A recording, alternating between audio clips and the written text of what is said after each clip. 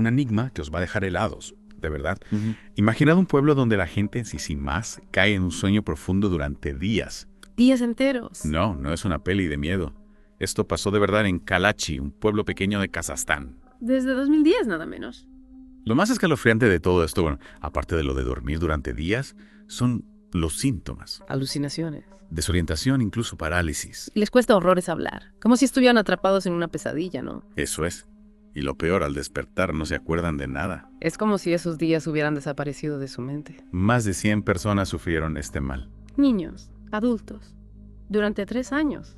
Algunos varias veces. Otros, por suerte, parecían inmunes. Un misterio total. Al principio, claro, se barajaron todo tipo de causas. Bebidas contaminadas, encefalopatía. Hasta histeria colectiva. Pero, como veremos, la verdad es mucho más extraña. En esta inmersión vamos a escuchar a los que lo vivieron, a los científicos que lo investigaron y a expertos que han estudiado el caso. Entre todos vamos a intentar desentrañar este enigma. ¿Te parece bien? Me parece perfecto. Pues empecemos por los testimonios, por la gente que vivió esta pesadilla en primera persona. ¡Claro! Porque sus historias nos dan una idea del miedo y la confusión que se apoderaron del pueblo. Una de esas personas es Taisia, una vecina de Kalachi que sufrió la enfermedad hasta en 3 ocasiones. 3 veces. 3 veces, y cada una con síntomas y duración diferentes. La primera, en 2012, estaba trabajando cuando de repente sintió un mareo fuertísimo. Llegó a casa como pudo y se desmayó. ¿Y cuánto tiempo estuvo dormida? Días. Despertó en el hospital sin recordar absolutamente nada. Imagina despertar en un sitio que no conoces, sin saber cómo has llegado, con un vacío en tu memoria de días enteros. Es aterrador. Y lo más extraño, la vecina que la ayudó a llegar a casa. ¿También se durmió? Sí, de camino. Pero bueno, sigamos en Taisia. En 2014 sufrió otro episodio mientras se preparaba para ir a un concierto. Otra vez el mareo. Y ¡pum! Se quedó dormida. ¿Y esta vez cuánto duró? 5 días. 5 días. Y cada vez que despertaba, la misma sensación de vacío, de tiempo perdido. Como si te hubieran robado parte de tu vida. Exacto. En el tercer episodio, Taisia experimentó algo aún más extraño. Parálisis temporal. No podía mover las piernas. Y aunque no estaba dormida, caminaba y hablaba como si estuviera anestesiada. Y después se acordaba de algo. De nada. Lo que más me llama la atención de Taisia es la imprevisibilidad, ¿no? Claro, podía pasar en cualquier momento, en cualquier lugar. Sin previo aviso. Sin previo aviso. Y no fue la única en su familia. Su pareja, mientras pescaba tranquilamente en su barca, también se durmió de repente. Cuando despertó, no se acordaba de nada, ni siquiera de haber hablado con ella. Y su habla era Incoherente. incoherente. Es que estas historias te ponen los pelos de punta. Más de 100 personas afectadas en 3 años, algunas varias veces, otras inmunes. Un rompecabezas médico. Y por si fuera poco, también hubo un gato afectado. Se llamaba Marqués. Un gato. Un gato. Su dueño contó que antes de caer en un sueño profundo, el gato se comportaba de forma muy rara. Rara como... Pues, no sé, como desorientado. Yeah. Y luego se quedaba dormido y, atención, roncaba como una persona. Roncaba como una persona. Esto ya es de película de terror. Totalmente. Con todo eso, algunas familias decidieron irse de Kalachi por miedo. Pero otras, muchas otras, se negaron a abandonar sus hogares. Convencidas de que no había peligro. Sí, decían que no era peligroso. Ante una amenaza así, invisible, inexplicable, cada uno reacciona de una manera. Es normal. Claro. La comunidad científica, por supuesto, se puso manos a la obra. Se hicieron miles de pruebas.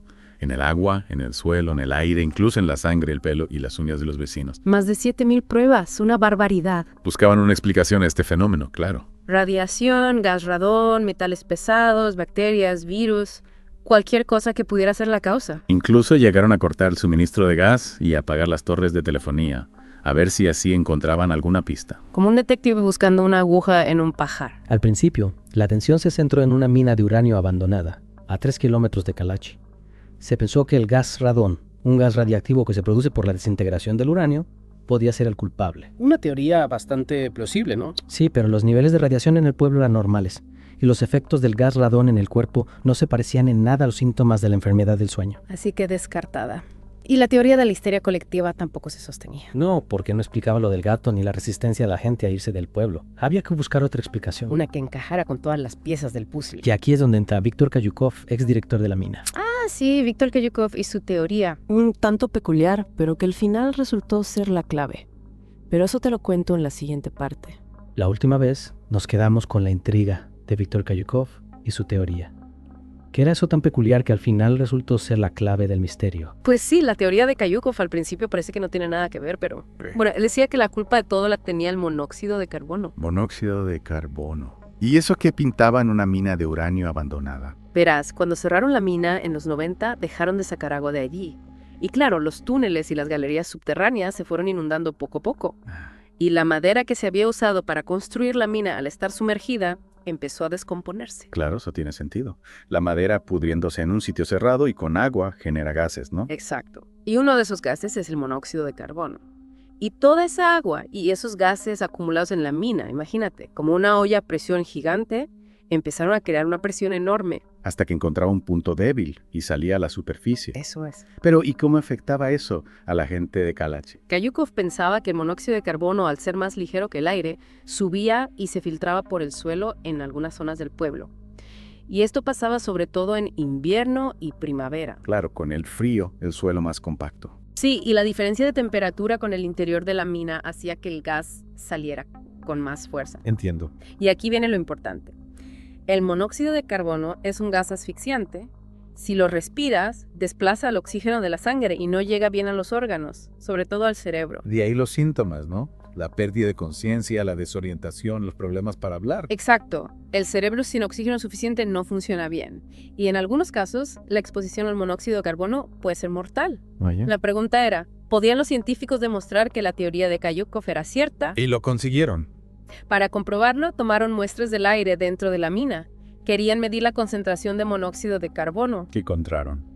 Los niveles de monóxido de carbono eran altísimos, muchísimo más de lo que se considera seguro. Y claro, también vieron que los niveles de oxígeno estaban por debajo de lo normal. O sea que la teoría de Kryukov era correcta. Ese...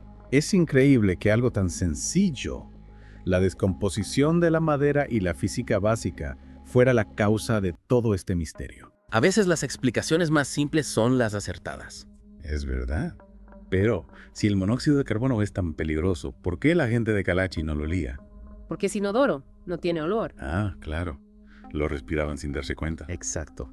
Hasta que empezaban a sentir los síntomas. Qué miedo, ¿no? Un gas invisible que te puede dejar inconsciente o algo peor.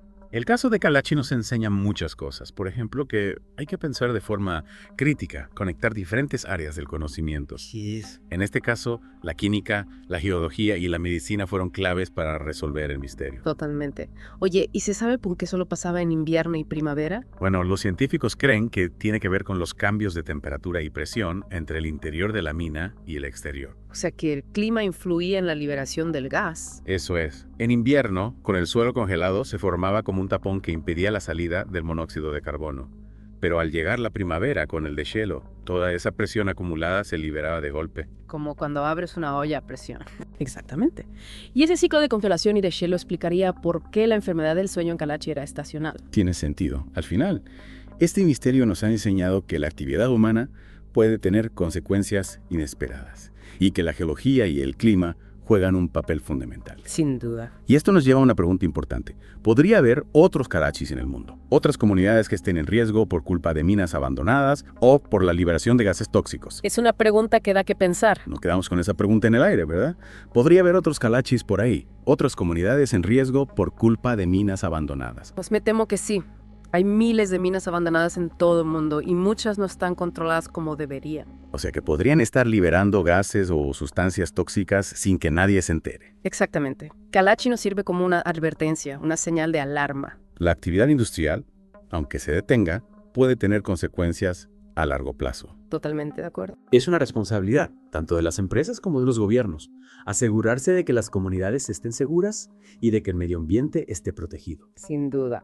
Hay que controlar esas minas abandonadas, vigilarlas para evitar riesgos y proteger la salud de la gente. Para que no haya más pueblos que sufran lo que sufrió Kalachi. Un pueblo que un día se despertó de un sueño profundo y se encontró con una realidad mucho más complicada. El caso de Kalachi nos recuerda algo muy importante.